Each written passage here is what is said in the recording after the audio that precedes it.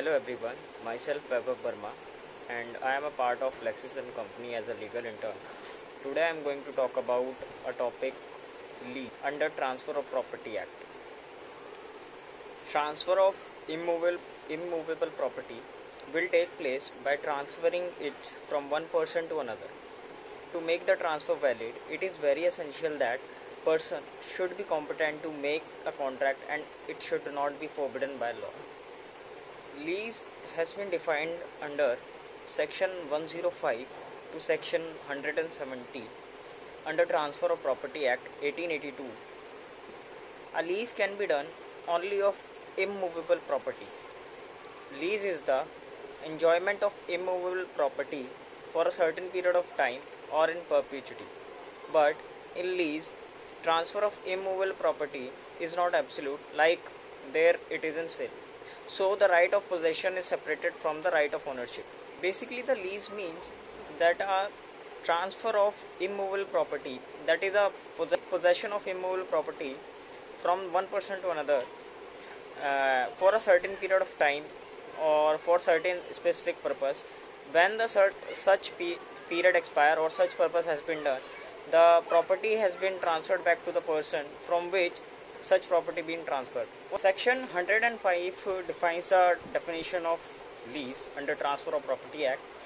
So as per the definition, we can say a lease is a contractual agreement made for the transfer of the right of immovable property from one person to another for specified during of time in exchange for money, share of crops or any other services. The right transferred in the form of a lease can be expressively or impliedly given to the other person who seeks those rights. A person can get a lease by paying the total sum of money as a premium or in installment as rent for the immovable property. The term lessor, lessee, premium and rent defined as the transferor is called the lessor, that is who transferred the property. The transferee is called the lessee, that is who takes the property. The price is called the premium and the money, share, services or other things to be so rendered is called the rent. For the purpose of lease, there has to be two parties or more. One party is going to be a lessee and other party is going to be a lessor. So let's understand who is lessee and who is lessor.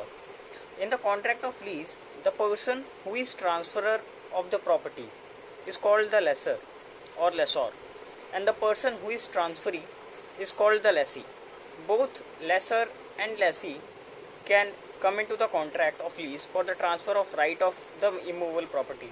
The person acquiring the property in form of lease can work on the property and share the profit gained by it to the true owner of the property. So, in general, we can say that lease is a contractual relationship between the lessor and the lessee. Therefore, the essential elements of a valid contract are necessary to fulfilled and the party should be competent to the contract as per the according to the Indian Contract Act 1872.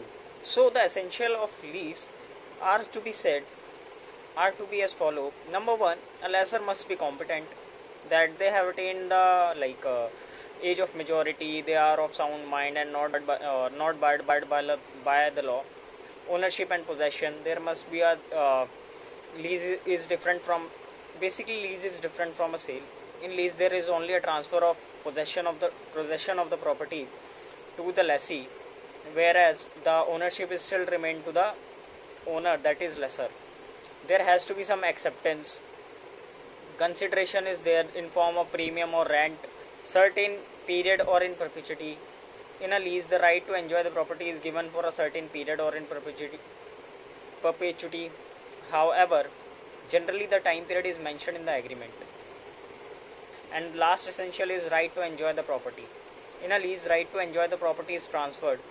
A lessee having a right to enjoy the property at certain period of time, but he does not have right to further transfer that property because in lease merely possession is transferred, not the ownership. Basically, this point stated that a lease cannot be further leased. Means if A if A leases a property from B, he can't further lease to someone else because he is not the rightful owner of that property at that point of time.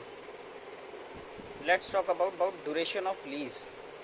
As lease is a contractual agreement, it also specifies the time and date of the contract and the duration in which the contract is valid.